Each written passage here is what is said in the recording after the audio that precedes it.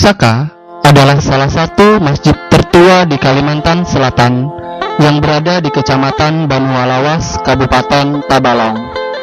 Masjid ini didirikan oleh Khatib Dayan dan Sultan Abdurrahman yang dibantu oleh Kerajaan Banjar yang saat itu dipimpin oleh Pangeran Suryansah pada tahun 1625 Masehi.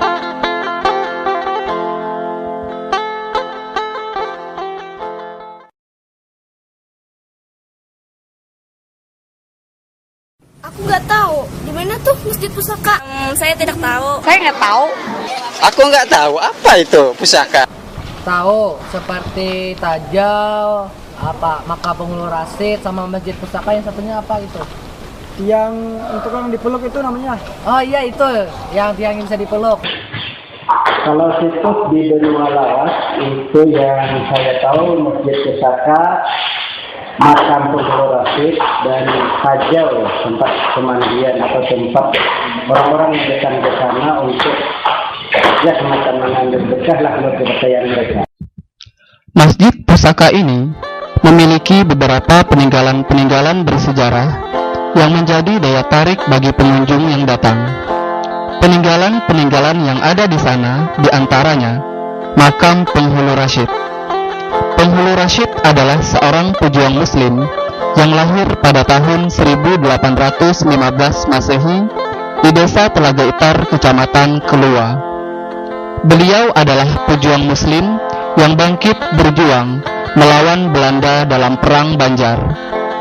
Beliau meninggal pada tahun 1861 Masehi dan dimakamkan tanpa kepala di lokasi pemakaman Masjid Pusaka Banualawas. Selain itu, peninggalan sejarah yang berada di lokasi Masjid Pusaka Banualawas adalah petaka, yang mana petaka ini dibuat oleh Khatib Dayan dan Sultan Abdurrahman, yang mana dahulunya petaka tersebut diletakkan di atas puncak kubah masjid, yang sekarang petaka tersebut diabadikan dan diletakkan di bagian belakang Masjid Pusaka. Dan yang tak kalah menarik, di sekitar Masjid Pusaka adalah keberadaan dua tajau yang diletakkan di depan masjid tersebut. Dari sekian banyak peninggalan-peninggalan sejarah yang ada di sekitar Masjid Pusaka Banualawas, tajau inilah yang paling lama usianya dibandingkan yang lain. Tajau ini memiliki usia sekitar 600 tahun dan lebih tua 200 tahun dari Masjid Pusaka. Pada awalnya, tajau ini adalah milik suku Dayak yang dahulu berfungsi sebagai tempat penampungan air untuk memandikan anak-anak mereka, yang mana suku Dayak tersebut masih menganut kepercayaan Kaharingan.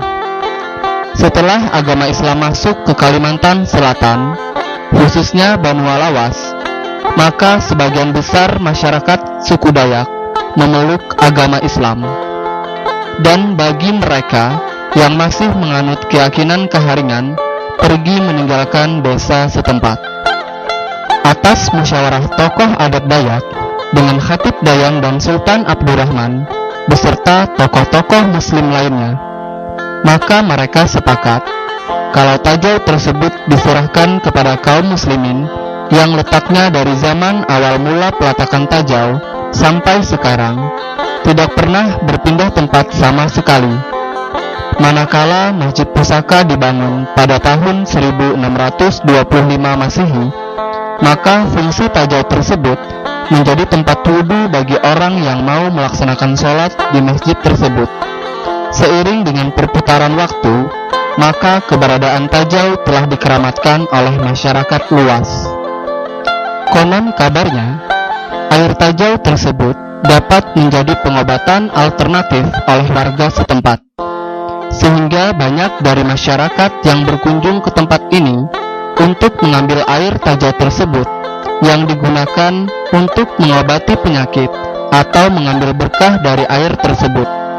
Dan ada juga orang tua yang membawa anaknya ke tajau tersebut untuk memandikan anaknya. Selain itu, ada juga sebagian orang yang memasukkan uang ke dalam tajau.